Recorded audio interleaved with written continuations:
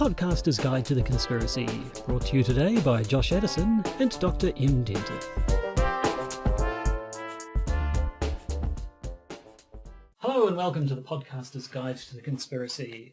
I am Josh Addison, as ever sharing a sofa and who knows what else. Syphilis? Dr. M. R.X. Dentith. I don't know. Your eye is looking quite a bit better there, I have to say. Well, the makeup helps, but yes, I am in recovery mode. I am much better. That's the only thing that matters. The problem with modern medical care, Joshua, the problem with modern medical care is that doctors are so much better at stitching these days, so you don't actually get visible scars if your doctor is doing a good job. Doing a good job. And unfortunately, I went to a good doctor, so it's very unlikely. That was your first mistake. Very unlikely I'll have a scar. I was so disappointed. I got whacked by a thing last year that went right, sort of, hit my brow and then my cheek and gave me a perfect line down there. But I didn't whack myself hard enough, unfortunately. No cool scar. It would have been a really good one if it had stayed in that spot. Josh, you should always whack yourself hard. Well, yes, now I know. Now, I understand this is no longer the Podcaster's Guide to the Conspiracy, it's the Podcaster's Guide to 5G technology, now that you're an expert in that field. It's true. I was in the spin-off this week, which, for those of you who don't live in Aotearoa, New Zealand, is a... How would you describe the spin-off? Sort of an online magazine, sort of leftish leaning, but bit of entertainment, bit of news, bit of current events. I just say it's a website for the bourgeoisie, but anyway. Same thing. I was asked to pass comment on 5G conspiracy theories for a column by the ever great Emily Wrights. I wrote some responses. She used them. I am now an expert on 5G and 5G conspiracy theories. We should actually probably do the 5G conspiracy theories. Because it's kind of... Given I'm now a world expert. It's kind of becoming the new 1080 in New Zealand, at least, isn't it? It very much is. The latest thing that everyone... Although it is also the cell phones cause cancer of the 1990s. Right, yes. Yeah, no, that is something we should get into. That's not what we're getting into today. We're still on our pseudoscientific kick. I was a little bit outraged, I have to say, when you first proposed this topic and sent me a link to Japhetic theory, which is what we're going to be talking about, and I discovered it's we had a read through a Soviet linguistics theory and realised you've been holding out on me. We could have been talking linguistics for who knows how long. I like a slow burn. See, this podcast is the NCIS of podcasts. Now, you might think, that's a really weird thing to say about any podcast, but let me tell you about NCIS. It's the most popular show in the States, isn't it? It is. It's been going on now for going on 15 years. Dang. This year will be the 15th season. And despite the fact it's really old, they have been parceling out plot points and character development for the main characters slowly but surely over the course of a decade and a half. And that's what I'm doing with this podcast, Joshua. I am keeping some of the really, really creme de la creme conspiracy theories for the middle age of the podcast so that we still appear to be vital and essential to podcast listeners out there. Brilliant. But also at the same time, bumbling and incompetent, as we have two actual updates and retractions to do. And we've got a sting for that, so let's use that sting to justify the updates and the retractions. Updates and retractions. Right, so we have a correction apiece this week. Who wants to go first? I shall go first. Okay, please do. Because this is the embarrassing part. In last week's episode, we talked about Nazi pseudoscience, and we talked about the occultic nature of much Nazi belief. We also put this belief down to one Heinrich Himmler. Now, I say this with all due seriousness, but we apologise to the family of Heinrich Himmler for labelling him as an occultic lunatic. I'm pretty sure he was, though, but not the specific occultic lunatic. The specific one we should have been talking about was Rudolf Hess. It was Rudolf Hess who was, of course, fascinated by the occult. It was Rudolf Hess who was summoned to Scotland by, apparently, Aleister Crowley. It was, in fact, Rudolf Hess we should have been mentioning. So apologies to the family of Heinrich Himmler. we should have been making fun of Hess instead. I mean, to be fair, Himmler was the one behind the Ahnenerbe that we were talking about mostly last week, but the specific story about people being summoned to England by Aleister Crowley's Was very Gothic Hessian powers was in fact, it should have and been not Hess. So, Himmlerian. so thank you to Mike, astute listener, who sent in that correction. Who has forced us to apologise to the family of Heinrich Himmler. I hope you're happy now. I assume he is. So my turn. Now, a couple of weeks ago we had our news article episode, and the top story was the fun of the missing bodies in the Vatican cemetery. Now, I got the wrong end of the stick a little bit when reading up one of these articles. It was sort of... It talked about these ossuaries which they had found bones and which they were testing to be the princesses, but the way the article was written, and I assume it was like the Catholic Times or something, so they probably assumed that its readers would know the fine details of Teutonic cemeteries in the Vatican, but I did not. So basically when they were talking about two princesses and finding two ossuaries, I had made the connection that they were little things, each of which containing the bones of a princess. I was completely wrong.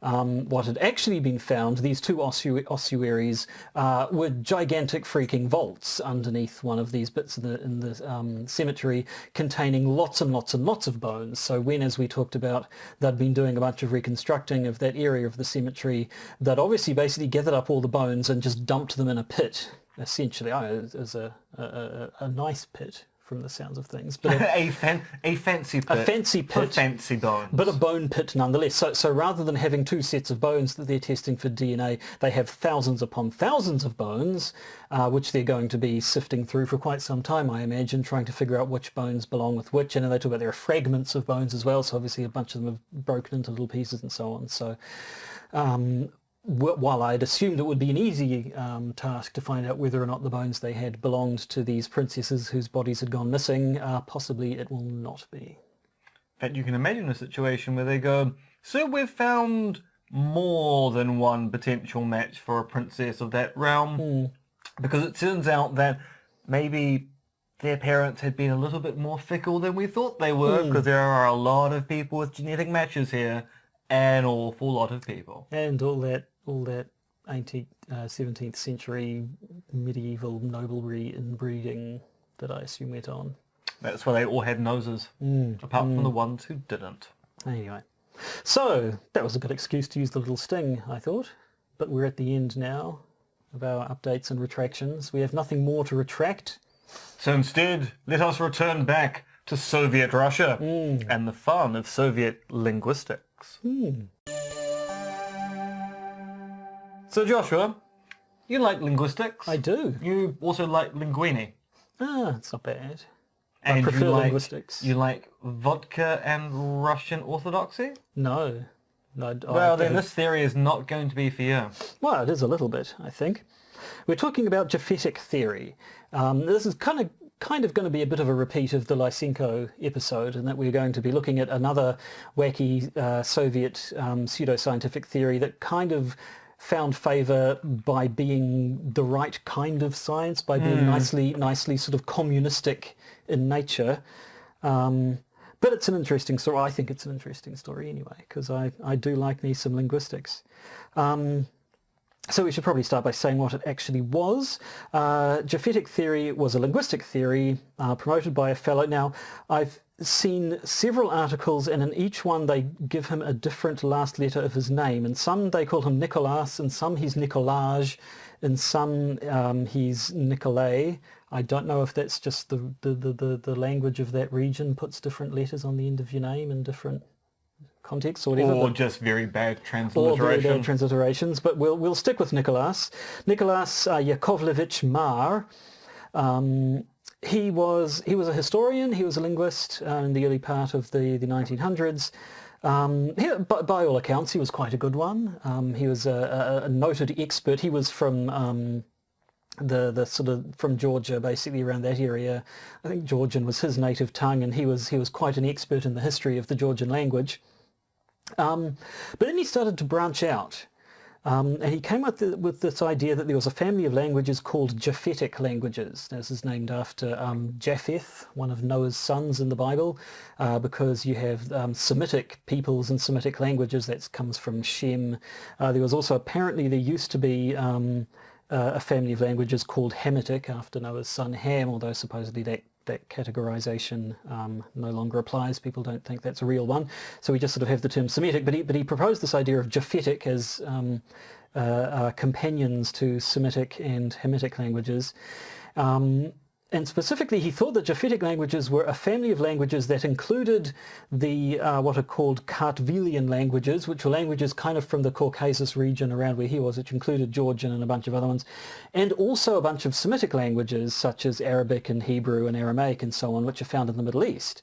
And straight away, that does seem a little bit odd that we've got sort of North Caucasus region and Middle East region, which should actually be like that, I suppose, if I'm holding, for the podcast listeners, I'm holding my hands up in what I assume are roughly the relative positions of those two areas of the world. Probably completely wrong, but anyway. And also looking like you're about to do something like I'm about to Thriller. About to pounce at the camera, yes. The point is, though, there's a bit of a gap in between. In fact, there's quite a gap in between the two. So it does seem a little bit odd right off the bat that you'd want to claim that you have this family of languages that appear to be localized to two quite separate areas of the world. But nevertheless, that's what he thought. He thought he could prove this. I don't know. And his theories kind of grew from there. He talked about the idea that all the languages in the world could be descended from a single proto-language, and that there were sort of strata. I think he was a bit of an archaeologist himself, so he was sort of thinking in slightly archaeological terms. We'd have these strata of languages with sort of the older proto-languages deeper down, and then the more recent ones up and up and up. So Japhetic being sort of a strata below the modern day languages of those two areas, given that they sort of came from this one family. And then from there, he sort of went to say that these language strata also corresponded to social strata, and that certain social classes were more related to certain language strata. And that's where Stalin and the socialists and the communists started to stand up and pay attention, because they were very much into their class consciousness and what have you, weren't they? Yes, and indeed this is where the imaging of Lysenkoism becomes so obvious, in that Lysenkoism became popular because Stalin liked Lysenko and Lysenko's theories. In the same respect, Stalin liked Marr and Marr's theories. So by having endorsement basically by the chairperson of the committee, these things became the orthodox science of the realm. Although what's interesting about Japhetics, as opposed to Lysenkoism, is that Lysenkoism dies after Stalin. The Japhetic theory, not so much. Yes. But we'll get to that. We'll get to that. We'll get to that in just a minute. So, I mean, it's interesting as a little sort of side note and a callback to last week's episode about Nazi pseudoscience. Apparently Marr was quite sort of passionate in his beliefs and was quite strongly opposed to a bunch of German linguists at the time who, from the sounds of things, were sort of embarking on a similar project to the Ahnenerbe, while the Ahnenerbe were looking for archaeological proof of sort of the lineage of the Germanic people. These linguists were looking for linguistic proof, trying to trace the languages back to sort of show this same sort of lineage they were after. And he was apparently very, very much opposed to them. Among other things, he thought they overemphasized the Christian influence in European sort of language and history, and significantly underemphasized the Muslim influence from North Africa and the Middle East and so on. And he was possibly a little bit on the money there, but And in the same respect that we talked last week about how the cultural diffusion angle the Germans had at that time, trying to find some kind of global source to justify Aryan supremacy, in the way that Marr is doing the same thing linguistically to show that there's a tight relationship between his region of the world and another important region of the world. This continues to this day. So you've got pseudolinguistics when it comes to people who claim that, say, the Celts got here. Because when it turns out, when you actually investigate the Celtic New Zealand thesis, it turns out the Celts got here because Greek and Egyptian navigators got here. There's a kind of disconnect here between Egypt, Greece, and Celtic England, but that gets left to one side. And they'll go, well, the proof positive of that is that the Egyptian word for sun is Ra. The Polynesian word for sun is Ra. must be the same language, or at least share the same language root. Although, as any linguist worth their salt will point out, the problem with linguistics and comparative linguistics is that actually the human mouth is only capable of making a very small selection of sounds. And very simple terms, or simple words for things, tend to actually have a high degree of resemblance across languages because we tend to use very simple sounds for everyday things. So it's actually not unusual that two completely unrelated cultures would share the same word for something which was so central to their lives, the sun. And I mean, even just statistically, if we've called out that comparison because it's striking to us, but there have been tens of thousands, probably hundreds of thousands of different languages across the world and across history. So the fact that you can find two of them that are completely unrelated but happen to use the same term is just sort of, is well within the realms of statistics. Yeah. But that's because humans are bad at estimating probabilities. Well, we are. I mean, a note on the idea of sort of proto-languages and going back. As I understand it, there is a genuine project in linguistics to try and sort of reconstruct the proto-languages. When it's clear that you have a family of languages that all come from a common source, and you have some idea of how those languages have changed over time, you can then sort of extrapolate backwards and try and sort of work out, well, the language that these ones will descended from must have sounded a bit like this. We know that these sounds changed in this way and these word forms changed in this way. So if we sort of work the change backwards and then keep going, we can have an idea of what the sort of, some sort of proto-Indo-European language or something. But there is a lot of educated guesswork involved. There's a lot of, well, probably, assuming this, and if we assume that nothing happened in between and so on. So it is all quite dodgy. And it's also, the absolute best we can do is basically go back one generation into the past. There's just no way of going any further than that. You can take existing languages, maybe work back from there, but then that's so hypothetical that even going another layer back. And so if you want to talk about, how long have humans been around? A couple of 100,000 years talking at least, and yet recorded history is maybe a few thousand. So yeah, when it comes to talk of proto-languages, if anyone tries to tell you that that we know the common language from which all other ones evolved, they're telling you pork pies. Although it didn't stop, say, the ancient Egyptians from trying to work out what the first language But yes, I think it's a common. And I mean, there's a famous project. story about that, although I think the story itself is actually largely apocryphal and actually is found in a lot of different cultures. But the idea of putting children in a tower, and they just leave them alone to see what language they will naturally speak, and they come back several years later, and the children are making these kind of guttural bah-like sounds. That sounds a lot like insert language here. So Babylonian, Sumerian. We've discovered the first languages. And then someone looks out the window and goes, what's that down there? Are those sheep? Yes, I have heard that story before. And almost certainly apocryphal, but it probably does illustrate an interesting point. But I mean, it also speaks to the fact that, cats, by and large, don't make noises, except around humans, because they've kind of learnt that we communicate not through the laying of scents and rubbing ourselves against furniture the entire time. We do it by making noise, and cats are clever enough to go, noise making is obviously pretty important. I'm going to screech a lot from now on in. Yes. Anyway, returning to your Japhetic language theories. And away from cats. And away from cats for now. So it all sort of, it tied in nicely with a lot of Stalin's ideas about nationality and language's relationship to it. And I have to be honest, reading through articles about this, I got a little bit lost.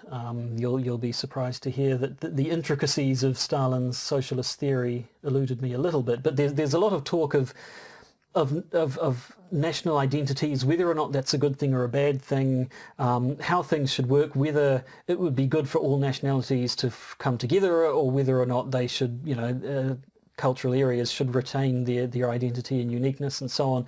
And quite frankly, it seems to seesaw between the two a lot of time. Well, I mean, it kind of fits in with the notion of Soviet or social realism, which takes it that class is a real thing, but not necessarily other things associated with class. So in theory, if you get everyone to speak the same language, then you can kind of unify them in a class-based society, and thus ethnicity doesn't matter. Except that, of course, sometimes it does, because someone like Stalin, who comes from a particular region of the world, wants his particular origin space to still be important. And so there's a certain amount of what we might call inconsistency when a despot is running a country and making things up as he goes along. As we saw with Lysenkoism, and we're going to see with Japhetic theory, endorsing something doesn't make it true, but it does fit an agenda. Yes, so, I mean, part of Marr's theories was that languages tended to fuse together into a single nice communist-y language. Apparently, now this is where the sort of the class consciousness comes in. Apparently there was a campaign in the 20s and 30s to actually, what's the word? Not introduce, mandate? That's not quite the word either, but specifically specify which alphabets certain ethnicities should be using for their languages, so that supposedly smaller ethnicities were encouraged to adopt a Latin alphabet of the kind that we use, replacing the Cyrillic alphabets that they use and which the other larger ethnicities use. And I think that was possibly part of, related to the idea of different classes relating to different language strata and trying to sort of separate them more clearly. But it does get a little bit funny. I mean, to be fair, language and politics do intersect. I mean, there's a lot of sort of the identity politics side of things, and the policing of language, as some would say it, and the freedom of speech, and the you can't say that sort of type arguments. But entirely apart from that, language and nationality are sort of closely tied. And as we see with France. Yeah. And I mean, they particularly get into it with the what is it called, the Académie Française or whatever. The 100 Immortals. And then similarly in French Canada as well. But all across the world, there's this line that I remember I heard a lot when I was doing linguistics at university. They'd say a language is a dialect with guns, which I believe is a simplification of an earlier quote, which is a language is a dialect with an army and navy. But what they mean is that a lot of the time, whether you have two separate languages or two dialects of the same language depends on whether or not the speakers of those languages wish to identify themselves as separate or together. So you get all over Europe, and I assume all over the rest of the world as well, you often get places where you'll have two neighbouring regions, and the languages that they speak certainly sound very similar to a third party, and yet they'll insist, oh no, we've got completely separate languages. What's that guy talking? I have no idea what he can even. I can't even understand the guy, because they want to remain separate. And then you get places like China, say, where there are a bunch of different families of languages, some of which are very dissimilar to the point of mutual unintelligibility, but it suits China to say that they're all, it's all one language because they want to be all one country. So, like, Stalin's not completely talking out of his arse when he wants to tie the concepts of language and nationality together. It's just exactly how he does it. No, actually, there's a nice Romanian example here. So, Romanian is taken to be the last Latin-derived language that's still spoken to this day. But what's interesting about this is it's a lot more Latin now than it was 130 years ago. 130 years ago, the language had a lot more Slav in it and sounded a lot more Slavic. The people at the time wanted to distinguish themselves from their Slavic-speaking neighbours, so they engaged in a program to basically emphasize the Latin in Romanian and try to remove a lot of the loan words. And it was a very successful project. Romanian was re-Latinized, which is, as most linguists will point out, kind of unheard of. Normally, government edicts to change a language or preserve it doesn't work because people simply speak the language they want to. There has to be buy-in. And that's the problem with the French example. The French government is going to great lengths to stop loanwords from being used in everyday French. It isn't working. You can just ignore them. You can insist for official documentation, but what you can't do is stop people from referring to burgers as burgers whether they contain meat or entirely made of vegetables when they go to the supermarket.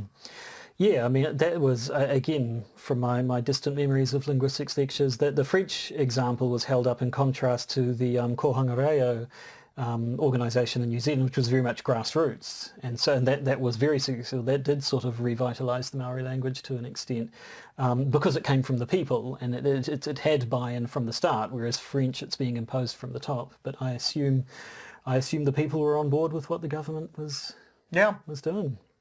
So how well did this Japhetic theory actually work in Soviet Russia? Well, I mean, in terms of its popularity and how especially Mr. Marr got on, we see a lot of similarity with what happened to Lysenko, where Lysenko was given, what did they make him? The head of... The head of the agricultural sciences. Agricultural sciences. The institute thereof. So Marr, he managed the National Library of Russia, he managed the Japhetic Institute of the Academy of Sciences from 1921 until he died in 1934. He was elected Vice President of the Soviet Academy of the Sciences in 1930. So again, we see a person promoting a theory that finds favour with Stalin, finds quite a lot of success. Now, as you said before, Lysenkoism kind of fell out of favour after Stalin was out of the picture. Japhetic theory fell out of favour after Marr was out of the picture, but not Stalin. So apparently Stalin himself ended up basically disowning this theory. So there was disagreement. It wasn't like, from what I gather, it wasn't quite like with Lysenko where you were not allowed to criticise or disagree. There was still disagreement in linguistic circles. And eventually proponents or opponents rather of Marr's theories kind of got Stalin's ear from the sound of things. And eventually in 1950 there was, now they always say, an anti-Marrist article signed by Josef Stalin. So I don't know if that means Stalin himself actually wrote it. He certainly put his name on it, but I don't know if it was one of these It's very strongly suggested that Stalin would sign anything that went across his table. So a paper came out criticising Marrism and Japhetic theory, and Stalin's name was on it, and so just like that, Japhetic theory was out. And it's interesting to see actually that the paper itself, there's a quote here, Inya Marr introduced into linguistics another and also incorrect and non-Marxist formula regarding the class character of language and got himself into a muddle and put linguistics into a muddle. Soviet linguistics cannot be advanced on the basis of an incorrect formula which is contrary to the whole course of the history of peoples and languages. So now it's anti-Marxist, his theory, which originally was so nicely communistic that it found favour. Just goes to show how winds of thing can change and do stuff. Now, what's the conspiracy angle here? Well, I mean, it's kind of the same as Lysenko, really. You have a theory which is being promoted for political reasons, not because it's necessarily good science. The politics precedes the science, when we would hope it was the other way around. Mata climate change and so on and so forth. Clean coal. Yes, actually, because that's the point I want to make. Once again, as I said with the Lysenkoism thing, people go, oh, this is an obvious thing that was wrong with communism. Look at how it abuses science for political gain. These are problems we find with capitalism as well. Clean coal, the thing that Donald Trump goes on about all the time. Something that's been promoted by the conservatives, aka the Republicans in the US. A kind of magical substance which allows you to burn coal but not burn the planet at the same time. It's a politically useful thesis with very little grounding in actual science. Turns out politicians utilize theories like this all the time to get to the grassroots activism that keeps them afloat. And I mean, you don't need to look at, you don't need to get into tinfoil hat theory when you're talking about these sorts of conspiracies. We have documented evidence that, say, petroleum companies knew about global warming decades in advance of it becoming into the public eye. And tobacco companies knew about the link between smoking and lung cancer for decades before being forced to admit it in front of I was about to say the White House, actually, I think it was more Congress, but before august bodies. Yes. Yes, I mean, this is basically the same thing we see today. I believe at the time, sort of when Japhetic theory, Stalin snapped his fingers and Japhetic theory was gone, in the West people would say, look at that, there's old bloody Stalin, that's your socialism for you. The guy at the top just says the word and suddenly science changes completely. I mean, in this instance he was right, basically. Japhetic theory does appear to be complete nonsense, but it still certainly raised eyebrows the way the official science of a country could just turn on a dime simply because the fellow at the top said so. That's Stalin, one of the world's greatest linguists. That's what I'm taking from that. Well, I assume, yes. So, I mean, we're kind of at the end of it again. We kind of ended in the same place as we did with the Lysenko one.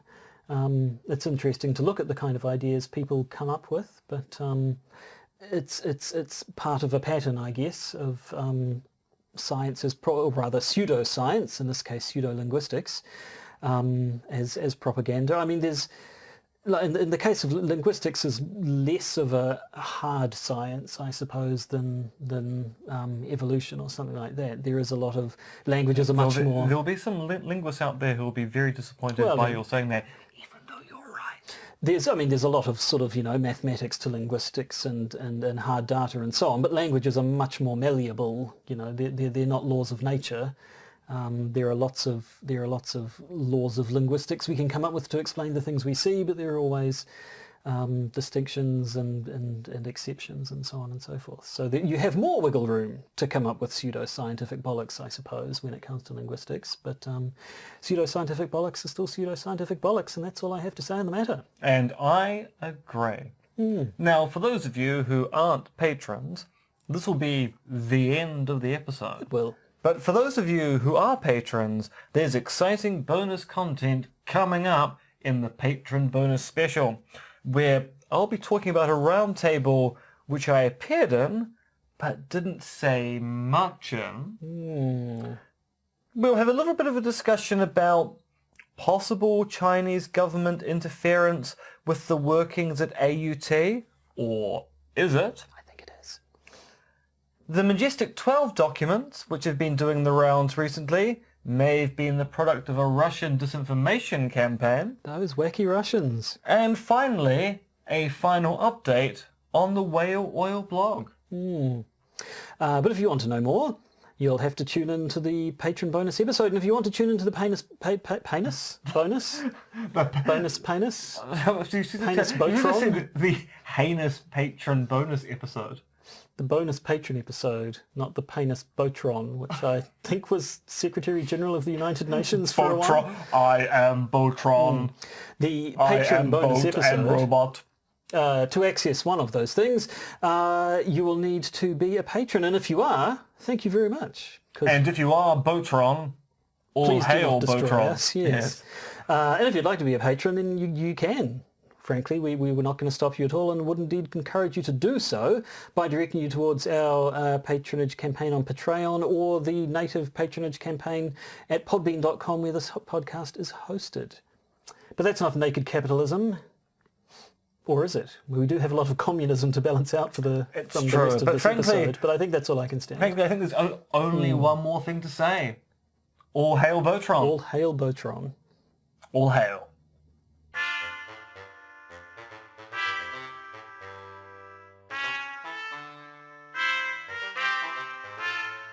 You've been listening to the Podcaster's Guide to the Conspiracy, starring Josh Addison and Dr. M.R. Extended, which is written, researched, recorded and produced by Josh and M. You can support the podcast by becoming a patron via its Podbean or Patreon campaigns. And if you need to get in contact with either Josh or M, you can email them at podcastconspiracy@gmail.com or check their Twitter accounts, Monkey Fluids and Conspiracism.